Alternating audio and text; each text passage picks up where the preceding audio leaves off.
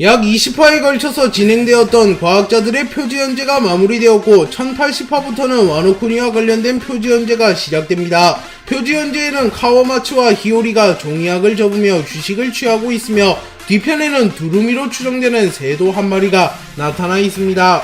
그리고 독자들이 와노쿠니와 관련된 부분에서 궁금한 점은 카와마츠와 히오리가 아니라 카이도우 빅맘 생존 여부, 야마토의 근황, 모모노스케의 근황, 오타마의 생존 여부입니다. 그렇게 와노쿠니와 관련된 표지 연재를 통하여 이들의 근황이 공개되기를 독자들은 기대하고 있습니다. 그리고 히오리가 나온 것을 보면 오타마의 생존 여부는 공개될 가능성이 높습니다. 히오리가 와노쿠니 전쟁이 끝난 이후 쿠로즈미 가문을 모조리 화형시켰는데 오타마 역시 쿠로즈미 가문일 가능성이 높아서 사망했다는 설이 제기되고 있으나 오타마는 어린 아이이며 사실상 코즈키 가문과 밀지모자 일당의 편이었기에 예외를 두고 히오리가 살려주었을 가능성이 충분하기에 쿠로즈미 가문에서 오타마만이 살아있을 가능성이 높습니다. 검은 수염 티치는 코비를 납치하는 데 성공하였고 코비와 함께 아마존 릴리를 기습하는 모습까지 연출하였습니다. 다만 코비가 소드에 소속된 인물이며 소드는 서왕을 타파하기 위하여 창설된 부대이며 주임무가 잠입임을 고려하면 코비가 스스로 검은 수염 해적단에 붙잡히며 잠입을 했다고도 볼 수 있습니다. 다만 검은 수염이 코비를 협상 카드로 쓰려는 점과 거프가 직접 출동해 코비를 구하려는 것을 보면 코비가 검은 수염에게 붙잡혔을 가능성이 높아 보입니다. 그리고 코비는 티치와 검은 수염 해적단 간부 대다수가 하치노스 섬에 자리를 비운 틈을 타 탈옥을 시도하려 합니다. 그리고 해적섬에 있던 해적들이 이 소식을 들은 이후 코비 대령이 탈주했다, 죽이면 얼마? 크로스 길드가 현상금을 줄 테니 라고 말하며 코비를 잡아서 크로스 길드에 넘겨버리려고 합니다. 참고로 버기는 크로스 길드를 창설하자마자 해군에게 현상금을 걸어버리며 세상의 혼란을 야기하였습니다. 그리고 이후 코비의 현상금이 공개되었고 코비의 현상금은 5성으로 약 5억 벨이라는 것이 공개됩니다. 그리고 보통 평범한 대령에게는 1억 벨이 정도의 현상금이 걸리는데 코비는 해군 영웅이기에 더 높은 현상금이 걸린 것으로 추정됩니다. 하치노스 섬에 남아있던 검은 수염 해적단의 간부는 시리우 피사로, 사누아 눌프, 바스코 샷으로 이들은 코비가 탈옥하려 한다는 것을 파악합니다. 그리고 피사로는 섬과 융합하는 기이한 능력을 선보인 이후 하치노스 섬에 있는 해적들에게 코비를 산채로 잡아오라는 명령을 내립니다. 그리고 사람들은 하치노스 섬의 바위가 말을 하자 꽤나 놀라는 모습을 보였습니다. 그리고 이후 피사로의 능력은 섬섬 열매라는 것이 밝혀졌고 섬과 융합을 하거나 섬의 일부를 다룰 수 있는 능력이라는 게 밝혀졌습니다. 한편 코비는 하치노스 섬이 말을 하자 자신이 탈옥하려는 게 들켰다고 판단하였고 또 다른 죄수들에게 자신이 미끼가 될 테니 도주하라고 말하는 모습을 연출합니다. 그리고 시류는 피사로에게 코비를 잡으라고 했으나 피사로는 나중에 티치가 시끄럽게 군다고 이래저래 많이 부수니까 라고 말하며 자신이 직접 나서면 섬이 부서지기에 나서기가 껄끄럽다고 말합니다. 그러자 바스코샷이 물방울을 타고 나타나 내가 가도 되는 거냐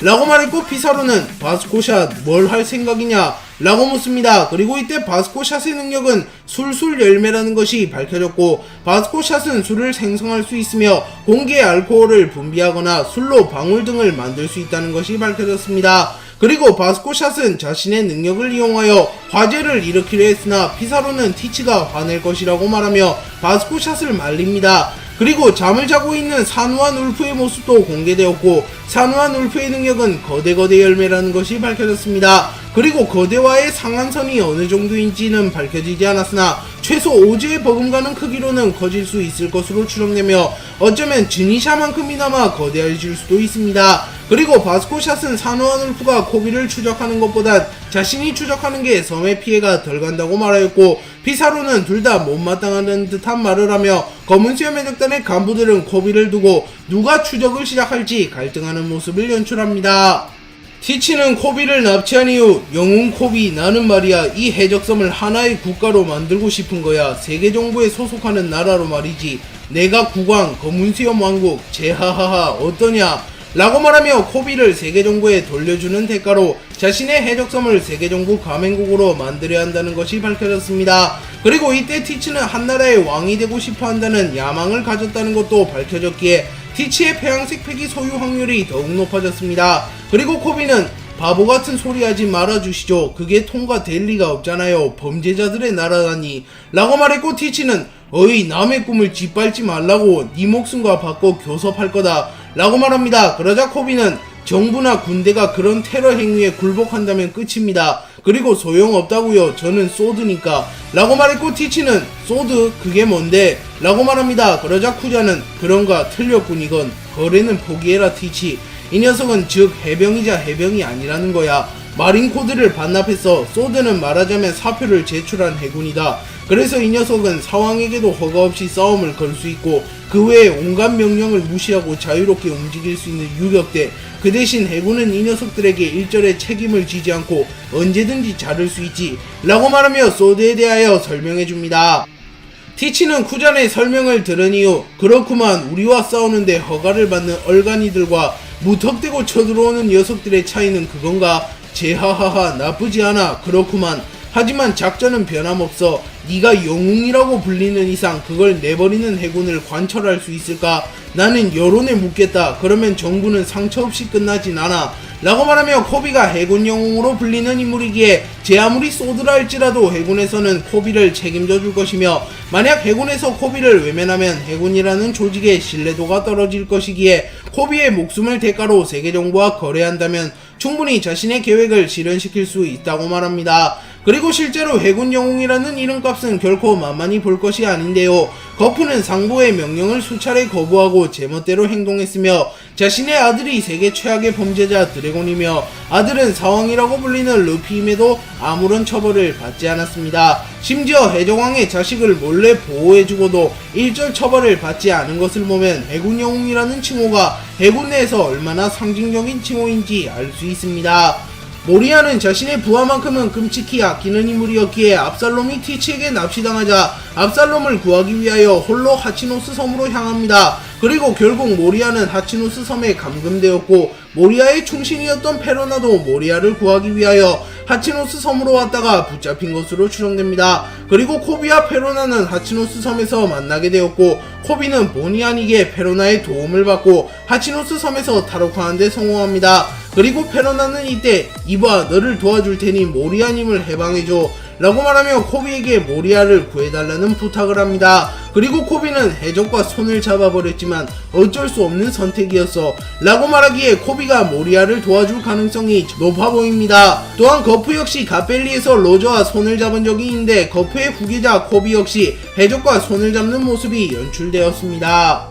코비는 페로나의 도움으로 탈옥한 뒤 하치노스 섬에서 빠져나가려 하고 있었습니다. 그리고 하치노스 섬에 해병들이 나타났고 코비는 놀라는 모습을 연출합니다. 그리고 해병들은 순식간에 하치노스 섬을 휘젓기 시작합니다. 그리고 잠시 후 건물이 스스로 움직이기 시작했고 해적들은 건물이 움직이는 것을 보며 현실 부정을 합니다. 하지만 진짜로 건물이 움직이고 있었던 것이고 건물이 움직인 이유는 채찍 열매를 먹은 조교인간 츠루의 손녀 쿠자쿠의 능력이라는 것이 밝혀졌습니다. 그리고 쿠자쿠는 자신을 보는 해적을 보며 뭘 그렇게 쳐다봐 해병 처음 봐 이쪽으로 오렴 귀여워라 조교해줄게 라고 말합니다. 그리고 잠시 후 코비가 포위되었고 해적들이 코비에게 총을 쏘려 합니다. 하지만 그 순간 히바리가 나타나 베가펑크의 발명품인 GP 플라워를 사용하여 순식간에 해적들의 총구를 모조리 꽃으로 변환시킵니다. 그리고 히바리는 아니 의상한 의미는 아니고 밥을 먹으려다가 어쩌다 보니 이곳까지 왔고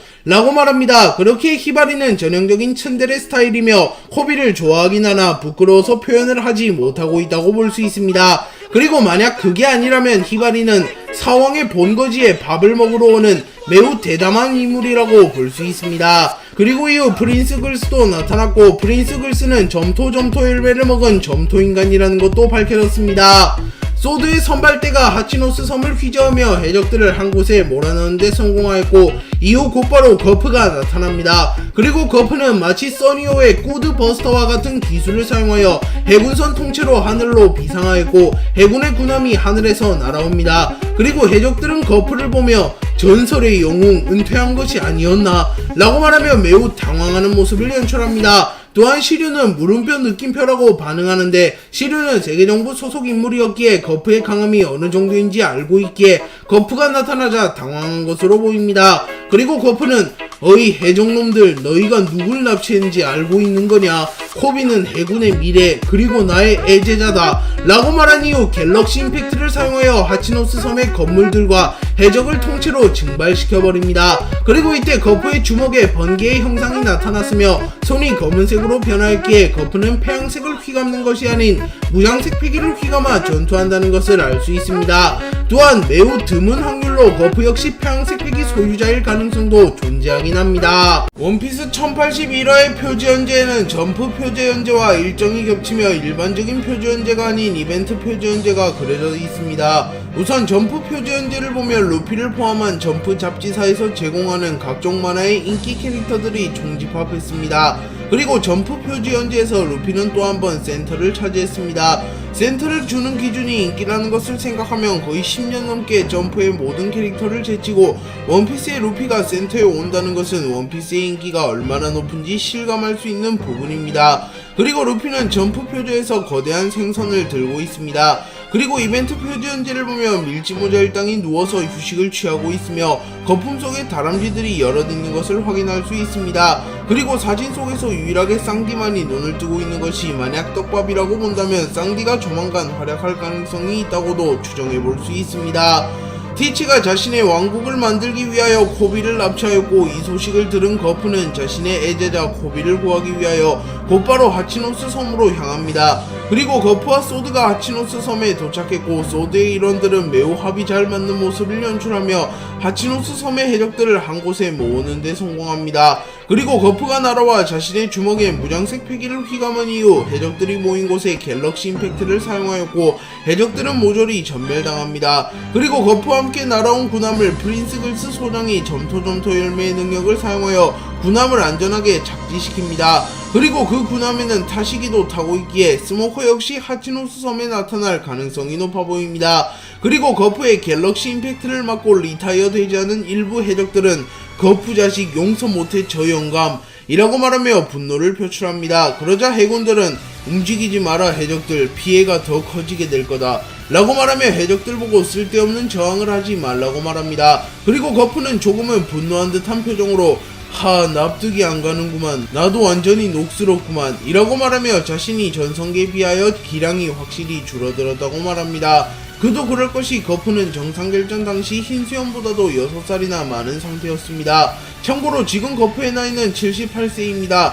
그렇게 거프가 전성기에 비하여 기량이 떨어진 것은 당연하며 아직도 상황급 무력을 가진 것이 신기할 따름입니다. 그리고 거프가 녹슬었다는 말을 하자 해적 한 명은 매우 놀라며 웃기지 말라고 이 이상 파괴하게 둘까 보냐 라고 소리칩니다.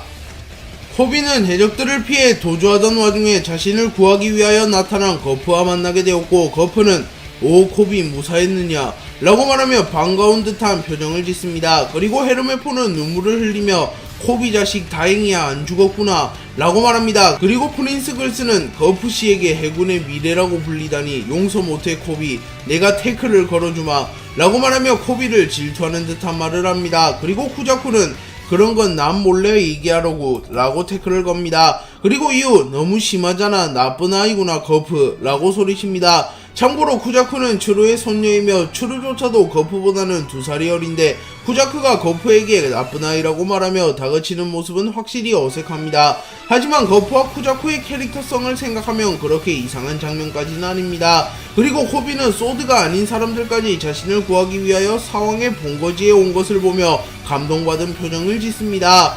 히바리는 코비를 발견한 이후 우선 코비의 발에 있는 족쇄를 풀어주려 합니다. 하지만 히바리의 계획대로 족쇄가 풀리지 않았고 히바리는 거프 중장님, 코비 선배의 족쇄가 안 풀려서 큰일이에요 라고 말합니다. 그리고 코비는 어떻게든 해주세요 라고 말하려 합니다. 하지만 그 순간 갑자기 히바리의 전신이 얼어붙었고 소드와 코비는 매우 놀라는 히바리를 바라봅니다. 그리고 잠시 후 쿠잔이 나타났고 거프는 덤덤한 표정으로 쿠잔을 바라봅니다. 그리고 코비는 당황하며 쿠잔씨 뭐하는 건가요? 히바리 양을 원래대로 돌려주세요 라고 소리칩니다. 하지만 이미 쿠잔은 해적의 길을 택했기에 코비와 히바리 심지어 거프도 자신의 적이 되었습니다. 그리고 쿠잔의 새로운 동료들인 검은수염 해적단 10번 대대의 선원들은 우오 아오키지다 쿠잔 선장 이라고 소리치며 쿠잔의 등장에 환호합니다. 그리고 쿠잔은 곤란하다고 코비 티치가 없는 사이에 도망치면 이라고 말하며 자신의 입장을 밝힙니다. 쿠자는 과거 2년 전 해군본부 원수 자리를 두고 아카이누와 격돌하 했으나 결국 아카이누에게 패배하였고 해군을 그만두며 민간인이 되었습니다. 그리고 쿠자는 약 1년간 정처 없이 떠돌았고 삶의 목표를 잃어버린 쿠자는 말 그대로 폐인이 되었습니다. 그리고 신세계의 어느 섬에서 쿠자는 술을 마시고 있었고 검은수염 해적단 역시 그 섬에 나타납니다. 그리고 검은수염 해적단의 간부 몇몇은 쿠잔에게 손을 댔고 쿠자는 전직 해군대장다운 강함을 연출하며 순식간에 산우와 울프를 포함한 검은수염 해적단의 간부들을 얼려버립니다. 그리고 이를 본 티치는 매우 놀라며 누구 짓이냐, 아니 물을 필요도 없겠지, 이런 짓이 가능한 건 세계에 단 한 명뿐이잖아, 너다 아오키지, 밖에 동료들이 열어서 능력을 풀어 라고 소리칩니다. 그러자 쿠자는 시끄럽구만, 흔들흔들 열매의 능력을 쓸 생각은 말아라, 동료들이 박살나 죽을 테니 라고 말하며 티치가 반격하는 순간 최소 동료들의 죽음을 면치 못할 것이라고 말합니다. 그리고 쿠자는 너 선장이라면 알고 있겠지, 내가 먼저 손을 댔다고 생각하나, 그리고 알고 있을 텐데 나는 상심한 데다 아주 날이 선 상태다, 누구 잘못인지 생각해보라고 라고 말합니다.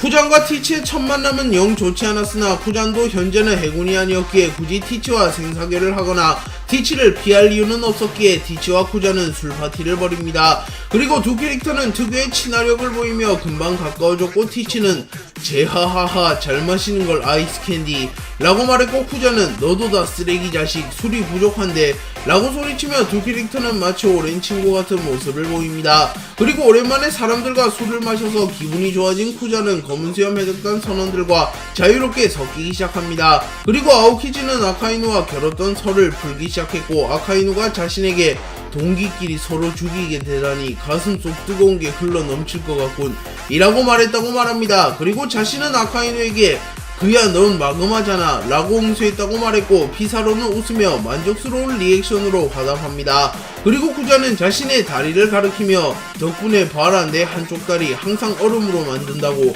라고 말했고 바스코샷은 대장끼리면 그렇게 되는 거냐, 아카이누는 파란 짝 정도는 뜯어줬나? 라고 물었고 쿠자는 아니 전신이 상처투성이긴 하겠지만 이라고 말하며 아카이누에게 큰 부상을 입히지는 못했다고 말합니다. 카타리나 데보는 티치에게 상처라고 하니 제독 이 녀석 불의 상처를 알고 있는 거 아니야?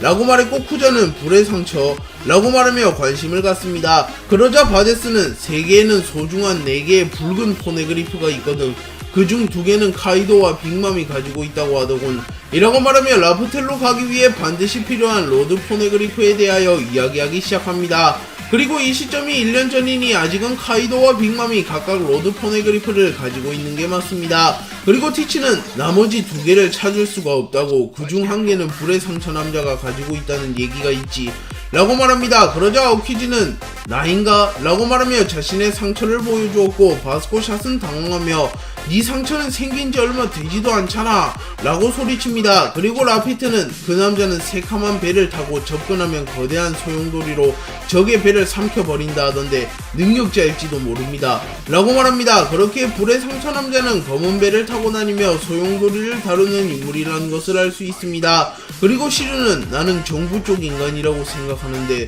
실제로 세계 정부는 비밀이 많지, 돌을 하나 챙겨두면 해적들이 원피스에 도달하지 못하니까 라고 말합니다. 그리고 쿠잔 역시 포네그리프에 대해 알고 있었기에 포네그리프인가 좋은 추억은 없다, 만약 오하라에서 봤던 그렇게 눈에 띄는 붉은 돌을 봤다면 기억하겠지, 내가 기억하는 건 정부의 거역한 친구와 나에게 운명을 붙잡힌 슬퍼 보이는 소녀의 눈뿐이다 라고 말하며 자신이 아는 포네그리프와 관련된 것은 하구알과 로빈밖에 없다고 말합니다.